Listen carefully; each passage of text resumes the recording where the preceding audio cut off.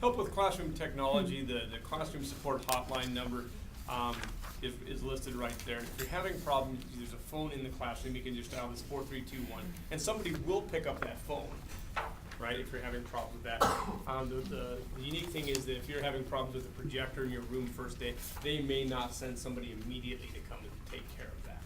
And so as we talk more about technology, always kind of a backup plan for if this thing doesn't work, what am I going to do? You know, it's kind of a unique thing. Grade books, we use a grade book called Grade Keeper. You can go to that link and then you can download a copy of this. My suggestion is obviously download it on your office computer here, and if you have one at home, download it there as well. And then when you start creating your grade book, obviously you'll have the students' names in alphabetical order, you'll have the assignments, and you'll have the weighting pulled down and all of that. Back that up every so often, because there's nothing worse than having your grade book die on you. And so my suggestion is at the end of every week when you have more assignments coming in, print yourself a hard copy, stick it in a file folder. If I was teaching Spanish 1001 again, I would have, each week I would have a printout of that in there. So in case my grade book dies, I've got at least a paper copy. But I also have a digital copy on my office computer as well as my home computer. Because there's just nothing worse than losing that. I'm saying, okay, everybody please turn in all your work again. No, right, exactly. The license name is the department name, and then there's a license code there that's 6 digits long. Okay? And then you're right in there. The next piece, I'm not going to read it to you, it's in size 1 font, is the incomplete grade policy and request form. Students shouldn't need an incomplete. As you work throughout this 14-week semester, students shouldn't need to have an incomplete listed on their transcript at all. They should be able to continue working through the class and hopefully not drop the class. But if they drop the class, hopefully they drop the class before the drop add period ends. Okay? And then they will be assigned a grade. The university doesn't want to give incomplete grades because then that leaves things hanging there. And then you have to fill out all this paperwork and justify it, and then it goes through an approval process to say yes or no. And then you've got to stay on top of the student to say, okay, you've got till January 3rd to get all this work to me. And all of a sudden, January 3rd, the student may come back and say, can I have another week? And it just can go on and on and on. And that shouldn't be your problem, right?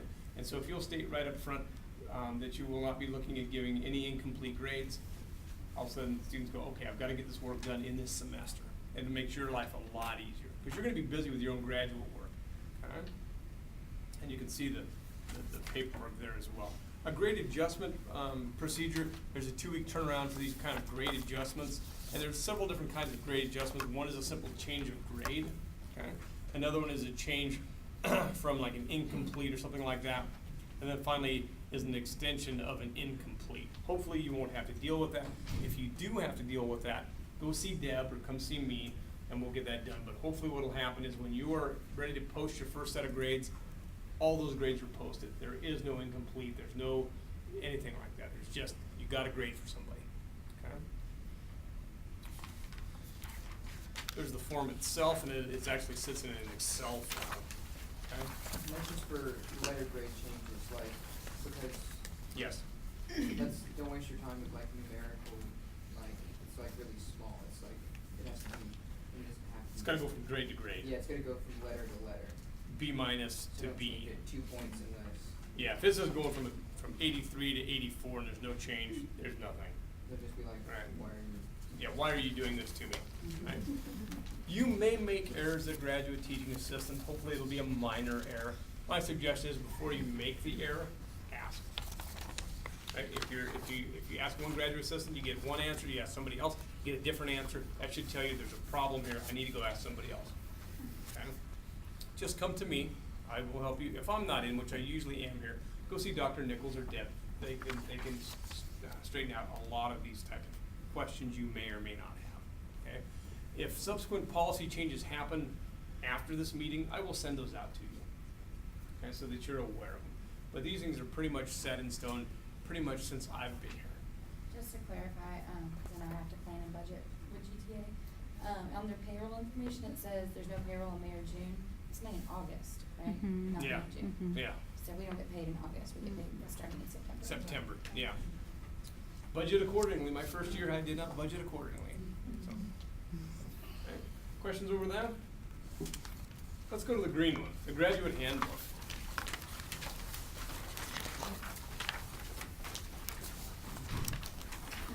As you can see, the table of contents is rather thick. Right? And we'll just kind of touch on a few things. This is worth sitting down and reading when you have a free moment to read it. Okay? I'm not going to read it all to you. You know what it takes to get in here. You know we talked about courses that require prior approval, financial aid pieces. You hear the different kinds of graduate teaching assistantships that are available. Dr. Nichols and Dr. Torres talked about this certificate in teaching excellence a little bit. That is something that I suggest you all look towards. Okay? As you look toward employment, some sort of career when you're done with this program, this is something that will not hurt you. In fact, this is something, as they say in Wyoming, where I'm from, separates the men from the boys. Lots and lots of people will graduate the same time you graduate with a master's in French or a master's in, in Spanish or something. The thing that can separate you is that you have this, and that they know that you're going to be teaching, is you have a certificate of excellence set upon that. All of a sudden they go, oh, you're different. When you apply for a job, who knows how many applications that employer will receive. When we hired Dr. Paula Garrett-Rux, we had 51 complete dossiers. We hired her. You need something that separates you from that, right? When we were looking at a French hire this last year, I think we had 91 complete dossiers. You need to be looking different, and this will help you be different. You need to be thinking from this moment forward, how can I be the best candidate for that job I really want, or for the job that I may not really want, but I'm going to take, so I can kind of step to the next job. Okay? And these are the types of things that will help you with that. Okay? On page 5 there at the bottom, it says teaching assistant mentoring and evaluation. Our department places great importance on its mission of teaching, and in order to ensure the quality of instruction in our programs, right, the department has developed a system to mentor you and to evaluate you, right? In addition, the system is designed to guide and help students, the graduate students, in the professional development of their pedagogical skills, right? The system includes classroom observations, coming in and watching you teach, okay? Conducted by a supervisor with a follow-up interview and discussion of the observation. During the interview, the GTA will be able to reflect on your instruction, right, the effectiveness of the materials and the classroom management strategies that you used to create a student-centered learning environment.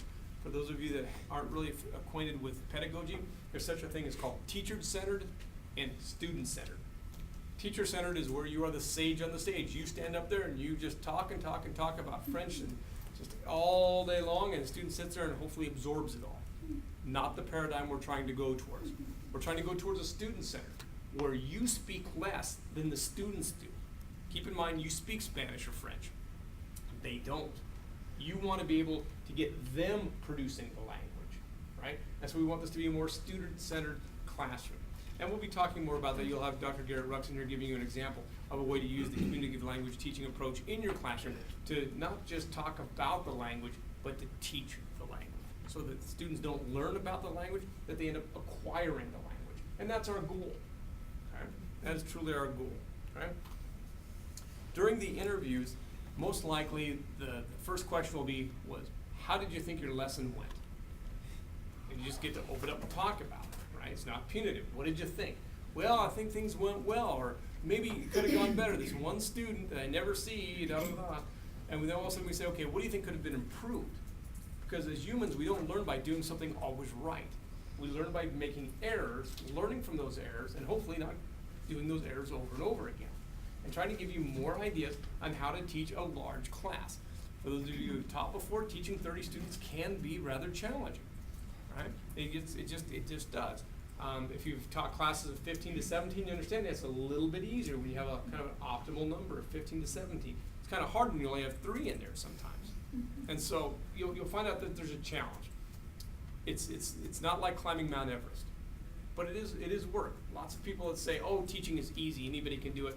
They are so far off base. They are so far off base. Teaching is an art. Teaching is a skill. And no one expects you to start out teaching like an expert the very first day. Just trying to give you some great ideas, some great tips to get the class moving, to make it more enjoyable. And the busier the students are, the fewer problems you're going to have in class with classroom management issues. You just won't have that, right? It's just the probability of you having huge problems declines immediately. As Dr. Nichols was talking, the first few minutes of when you walk in that classroom sets the tone for weeks of what's going to happen. And if you walk in and you tell the students, let me give you the syllabus and scare you to death. I'm going to tell you this. If you do this, I'm going to do this. No. Walk in, talk about the language, talk about your enthusiasm for the language, talk about what you hope the students can be able to do. This is your expectation, so when they get done, they'll be able to do this, they'll be able to talk on a variety of issues, they'll be able to interpret this kind of text, they'll be able to do whatever it is that you're wanting them to do. All of a sudden they start realizing, gosh, maybe this is applicable to me. I'm pre-law, maybe I can become bilingual. Maybe I'm looking at going into business. Well, international business might be the thing for you. And during my classes, I always try to figure out what the students are doing as far as a major and trying to point out to each and every one of them how the language will benefit them. How it's going to help them be different when they graduate. Just like you, having that certificate of teaching excellence makes you different from the next person. And you want to keep instilling that on them over and over. It's like a wave just hitting them each time. And all of a sudden, you'll see some buy-in. Maybe not 100% buy-in, but you'll see it. And that'll make your life a lot more enjoyable and a lot easier. You'll be more excited about going to your class. Okay? The second piece is a observation of peer-to-peer, where you observe a more experienced colleague. And after this thing, you write an analytical report, just kind of a short little summary about the class, right? Okay? Attendance of workshops and other activities to support instruction that are offered by a variety of entities, such as the Center for Innovational Instruction, the GTA Pedagogy Conference topics, in college teaching series, the GTA class that I offer, and just sitting down and talking. You can have lots and lots of questions about how to do certain activities. I'll give you lots of ideas. Is there one best way to go about it? Maybe not. But we're just going to be able to give you as many ideas as you can and take that and develop that into a good lesson and run with it. And then being able to come up and say, hey, I saw that lesson that you did. How did you pull that off? How did you do that? What materials do you have? And that's why I'll ask you to share your materials, because it'll make it so much easier. And then save materials, so that if you're teaching French 1001 this semester and you're going to teach it again next semester, you've already got all those materials and you can just even add to them the next semester. And it just makes sense to be sharing these types of things. Because if you cross languages, you'll find out. Chapter 1 deals with about the same thing, no matter which book it is. Chapter 2, pretty much the same idea. How can you take that and integrate that into your classroom? Okay? Attendance at these workshops and these activities that support instruction are offered by these different things, and it's very important that you take some time to go and do that. Lots of times, as a graduate assistant, they would offer these things where I was studying, and my friends would say, no, I'm just going to go hang out with my friends. I'm like, you might pick something up. I always take a conference presentation as the idea, if I learned one thing from that conference presentation, it was worth going to see it. Just one thing, I just need one little tidbit, and it helps you. And so it'll be surprising what you pick up. In Atlanta, you're going to find out, which is really nice, is there's a lot of different conferences happening at any given moment. And so being able to attend those, I'd always tell you to attend when you get to sign up as a student, so you get a reduced rate. But the learning can be phenomenal for you. I mean, it can be phenomenal. And so I suggest that you do that. We'll talk more about that throughout the year as well.